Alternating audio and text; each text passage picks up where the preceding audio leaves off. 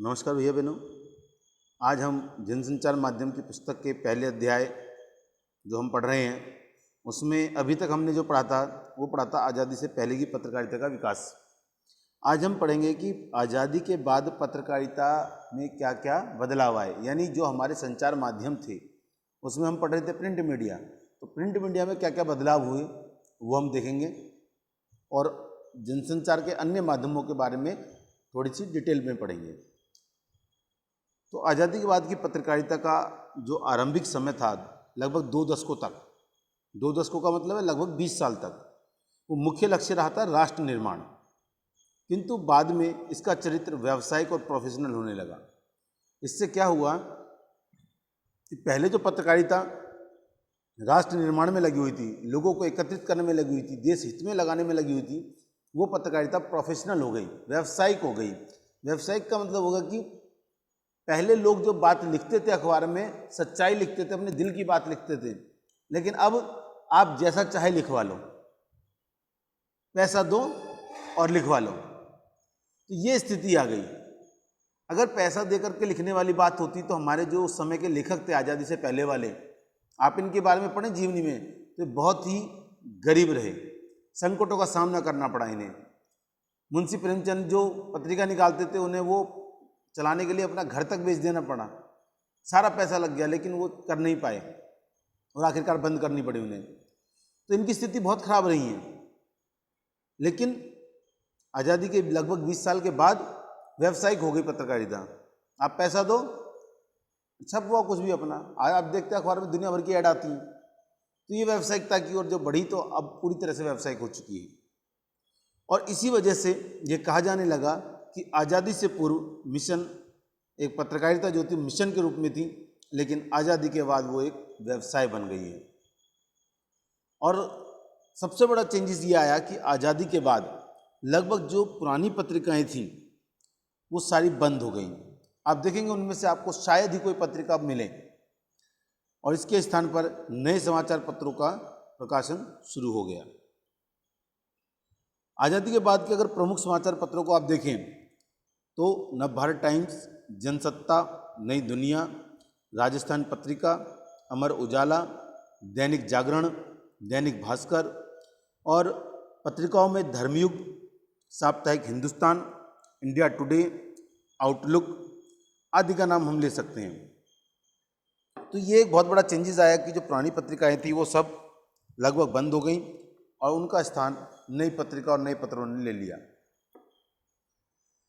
प्रमुख पत्रकारों में अगर हम बात करें आज़ादी के बाद तो धर्मवीर भारती, मनोहर श्याम जोशी, प्रभाष जोशी, सर्वेश्वर दयाल सक्सेना आदि, ये सभी पत्रकार के साथ साथ साहित्यकार भी रहे हैं।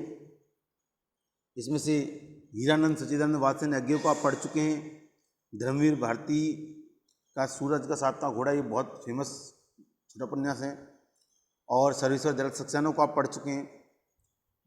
तो ये सभी कवि, लेखक रहे और पत्रकारों में समाचार लिखने वाले भी, संवाददाता भी रहे। अब हम प्रिंट मीडिया से आगे बढ़कर के आते हैं इलेक्ट्रॉनिक मीडिया की तरफ। तो इलेक्ट्रॉनिक मीडिया का जो सबसे महत्वपूर्ण साधन हम लोगों के सामने आता है सबसे पहले वो था रेडियो। तो अब हम रेडियो के बारे में थोड़ी सी डिटेल बात पढ़ेंगे। सन 1895 में जब इटली के इलेक्ट्रिक इंजीनियर जी मार्कोनी ने वायरलेस के जरिए ध्वनि और संकेतों को एक जगह से दूसरी जगह भेजने में कामयाबी हासिल की, तब रेडियो जैसा माध्यम अस्तित्व में आया था। तो ध्वनियों के माध्यम से संकेत मतलब अपनी बात दूसरे तक पहुंचाना, और इसका विकास इतना हुआ कि प्रथम विश्व युद्ध के समय तक सूचनाओं के आदान प्रदान का महत्वपूर्ण साधन ये रेडियो ही बन गया था। इतनी तेजी से आप समझ सकते हैं कि इसका किस तरह से सूचनाओं के आदान प्रदान का इसका उपयोग किया गया। और शुरुआत में जो रेडियो स्टेशन बने वो अमेरिका के शहर पिट्सबर्ग, न्यूयॉर्क और शिकागो में हुए। इन 3 शहरों में अमेरिका के सबसे पहले रेडियो स्टेशन स्थापित किए गए। और भारत में 1921 में मुंबई में टाइम्स ऑफ इंडिया ने डाक तार विभाग के सहयोग से पहला संगीत कार्यक्रम प्रसारित किया था।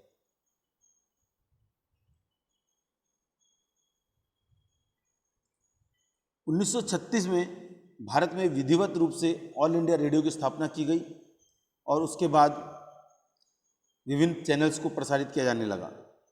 आज़ादी के समय तक देश में कुल 9 रेडियो स्टेशन खुल चुके थे।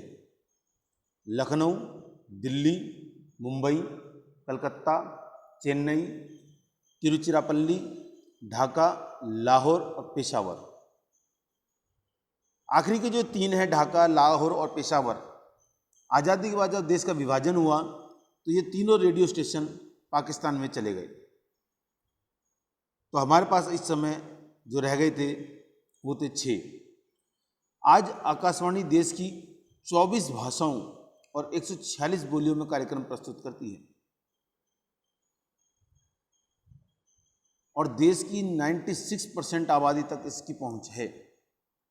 आज भी दूर दराज के जो गांव हैं वहाँ पर जहाँ टेलीविज़न के लिए नेटवर्क नहीं है, वहाँ पर आज भी रेडियो के माध्यम से ही सूचनाएं सुनी जाती हैं। बहुत पहले हम लोग टीवी में देखा करते कि जब कोई फिल्म आती थी तो गांव में चौपाल लगती थी, वहाँ पर रेडियो चालू कर करके लोग सुना करते थे। हमने बचपन में भी रेडियो पे बहुत कमेंट्री सुनी है मैच की।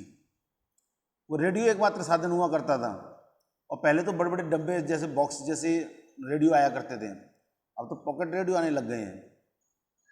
तो ये रेडियो एकमात्र साधन था उन दिनों भी हमारे लिए और इसमें बहुत सारे प्रोग्राम्स आते थे जिसमें से कुछ कहानियों के थे, कुछ गीतों के थे, कुछ शैक्षिक थे, कुछ किसान भाइयों के लिए थे।